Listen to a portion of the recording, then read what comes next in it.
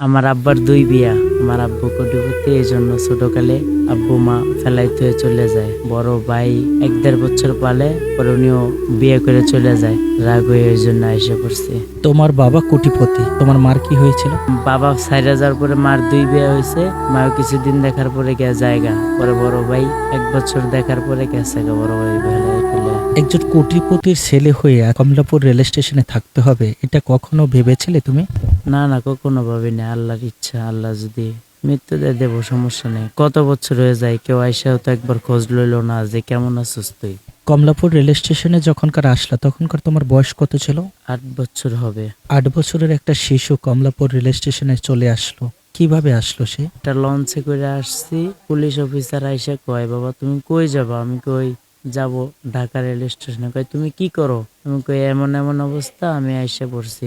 কয় লও ৫০০ টাকা, তুমি যাও, ভালো মতন যাও। তুমি আমার নাম্বারটা রাখো, কেউ কিছু করলে আমাকে বললো, তুমি যাও, সুন্দর মতন যাও। কিছু খেয়েছো? আমাকে না। পরে বিরিয়ানি খাওয়াইছে। তোমার মা এবং বাবার ভিতরে বিচ্ছেদটা কিভাবে হলো?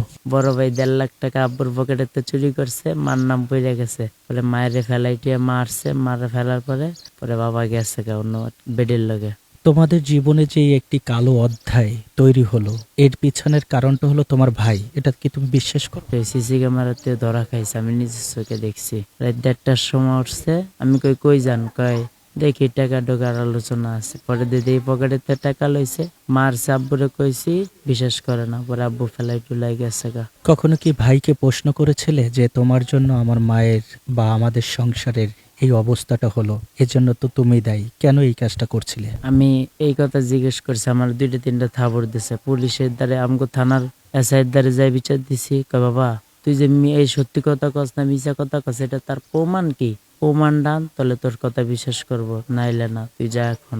ওসি স্যারের দ্বারে বিচার দিছি। এসআইয়ের কইছে কি রে, তুই ধাক্কা দিয়ে বার করে দিছিস কেন? ওর কথাটা জিজ্ঞেস করতে পারতি যে কি অবস্থা ওর।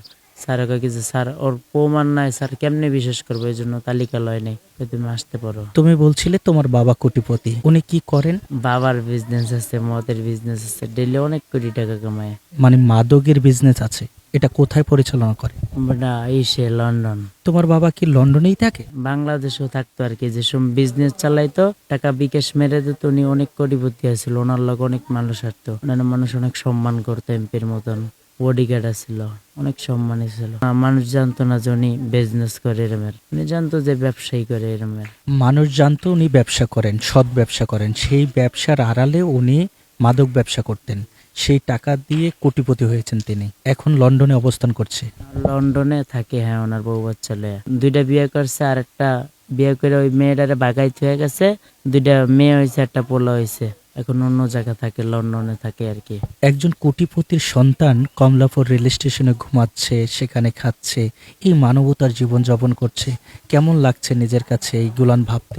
খারাপ লাগছে, কোনো সমস্যা না। আল্লাহ যেভাবে রাখছে এরমেরই ৩ বেলা খাওয়ান পাচ্ছে আল্লাহ দের। আল্লাহ না খাওয়াই রাখে না, এই পর্যন্ত আল্লাহ দ্বারা যা চাইছি তাই দিছে। অথবা মা বাবার দ্বারা ঈদ কাটাইতে পারি না, এটাই খারাপ লাগে।